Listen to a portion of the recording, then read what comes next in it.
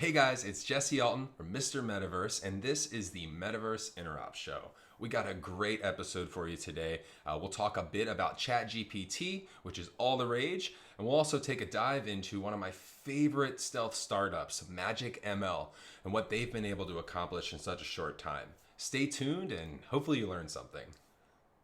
Doo Doo Doo, it's the Metaverse Interop Show. How was that? All right, so it seems like pretty much everyone these days is talking about ChatGPT, which is a super useful tool for writing raps or even summarizing documentation. It depends on where you look. Some people have positive opinions, others have much more negative opinions. The ChatGPT was created by a company called OpenAI, which originally formed to research and deploy AI that benefits humanity. They've actually had notable investors and contributors, including Microsoft and even Reid Hoffman, LinkedIn's original founder. Some of these folks do stand to benefit tremendously. What was a public service, well, this tweet sums it up.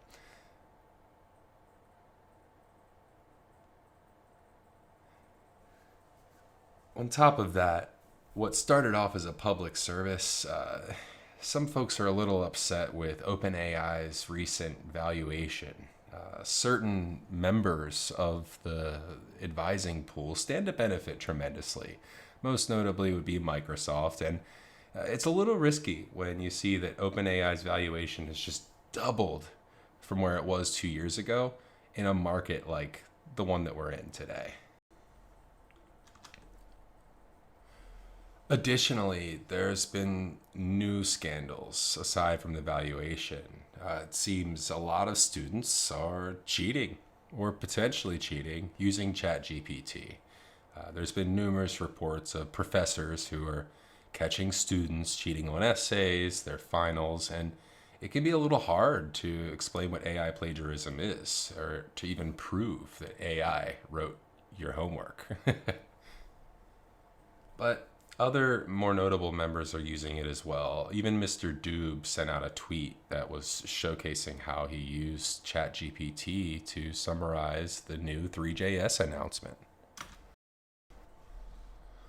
So I asked ChatGPT to explain what ChatGPT is to somebody who cares about the metaverse and interoperability, and the answer was extremely relevant. ChatGPT describes itself as a large language generating model trained by OpenAI, and specifically referenced how you could see improved interactions and more seamless communication between users and virtual entities. Spot on. And that's not all. You can use ChatGPT to make recipes or start a script for your next great movie. You can even use it to summarize content, and hilariously or not so hilariously, ChatGPT can be a semi-decent therapist.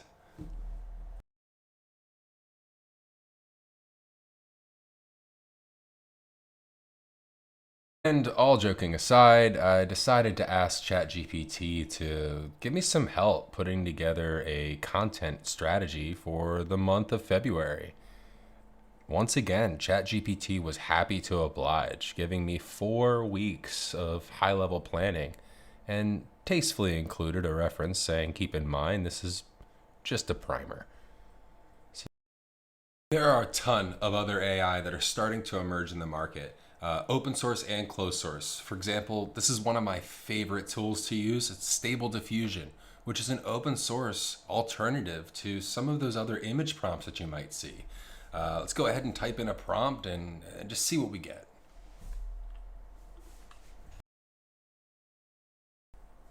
The server load can be a little intense, and it's a perfect chance to take a nap while it renders, but it loads about as fast as AOL did in the late 90s, which used to be fast.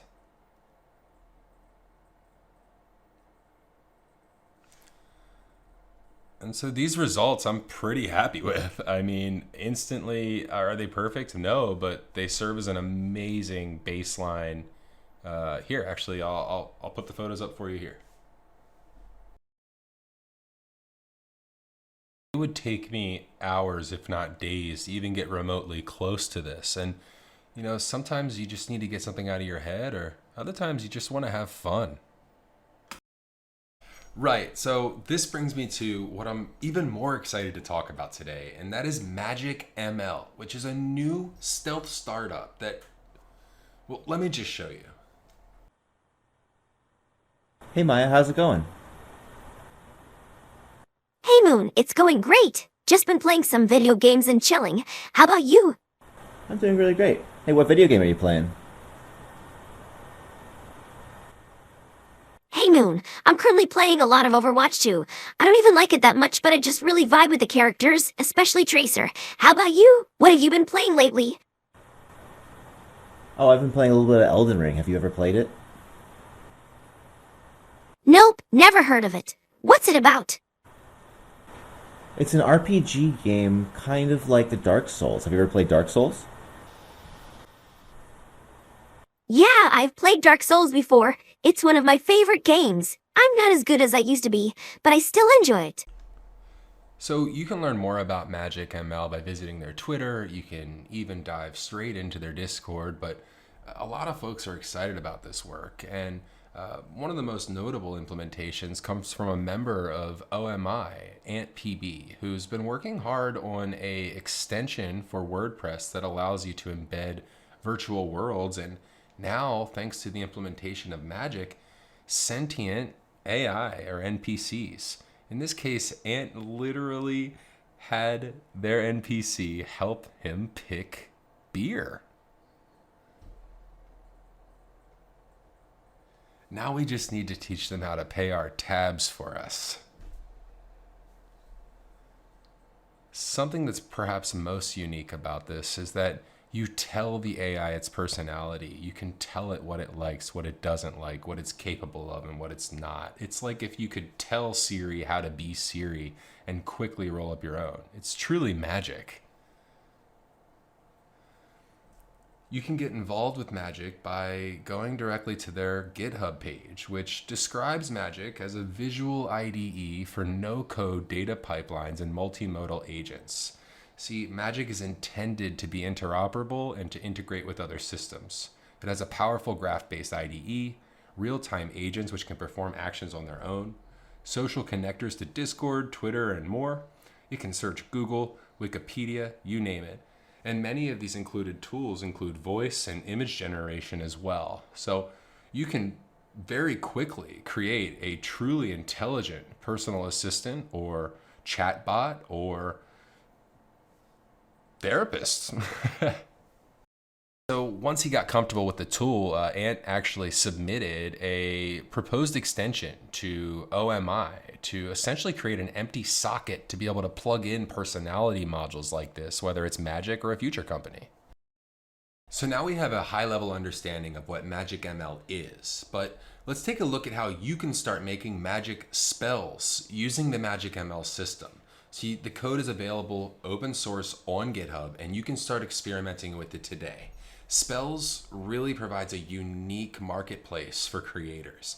Whether you're an open source developer who wants to make free tooling for the public, or maybe you're an indie dev who wants to start generating some passive residual income streams.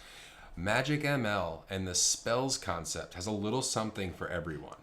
Let's see how you can get started today. So you just follow the instructions. First thing you'll want to do is add the repo. For me, you'll see me switching into the repo here, and then just per the instructions, I'm running yarn install. It can take a little while to load. It's a pretty big program, so be patient. But once it does install, depending on your internet connection, you'll run yarn dev, and then just keep an eye out for that local host. Once you see what your local host is, mine was 4200, you can either hold control and click on that link in your terminal, or just go ahead and type localhost into your browser. You'll see here that you can immediately explore existing spells, kind of see what the makeup of those are. There's a VRM avatar that is built in here, and you can send commands and prompts to that avatar to make it talk, like you saw in Moon's demo before.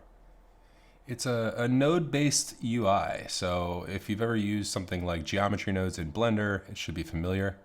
And again, you can quickly create new spells, pull up your old spells, or in this case, if you pull the repo, you can see the way some of the existing spells were created.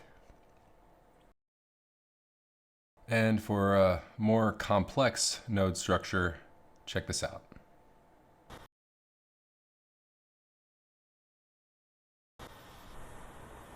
Yeah, I've played Dark Souls before. It's one of my favorite games. I'm not as good as I used to be, but I still enjoy it. What about you? Have you ever played? Not really, but what's your favorite Dark Souls game? Which one should I start with? Oh, definitely Dark Souls 3. It's the most accessible one of the series and has a great balance of challenge and reward. Plus, the bosses are some of the most iconic in the franchise. That's pretty good. Do you have anything else to say to everyone out there from Webverse family and beyond? Hey there! Thanks for tuning in. I'm so grateful to be part of this amazing community. I want to remind everyone to be kind and to never give up on their dreams. And if you ever need someone to talk to, I'm here for you. Thanks, Maya. You're great. So there we have it. We just took a tiny peek at a very big opportunity for builders. And if MagickML seems like something that is great for you, I encourage you to reach out to the team through their GitHub, through their Discord. They are looking for builders to test and implement. And you should see a form launch in the next day or two for folks who want to sign up for a waiting list to be onboarded. MagickML is coming out of stealth and they're ready to change the world. And I'm really happy that I was able to kind of do this little overview with you all, and stay tuned because we'll do a more in-depth interview with these founders and kind of get an insight into what it is that, makes them wake up every day and want to make magic. So thank you so much for tuning in today. Again, if you liked this content, if you like the stuff that we're talking about, go ahead and like and subscribe. I will keep making it as long as it keeps helping people. I know I've had folks reach out saying that the very first video already made an impact on them. And so I'm feeling pretty fired up to keep making great content and keep sharing all of the amazing work of builders just like you. Look, let's build the open metaverse together. Doo Doo Doo, it's the Metaverse Interop Show. How was that?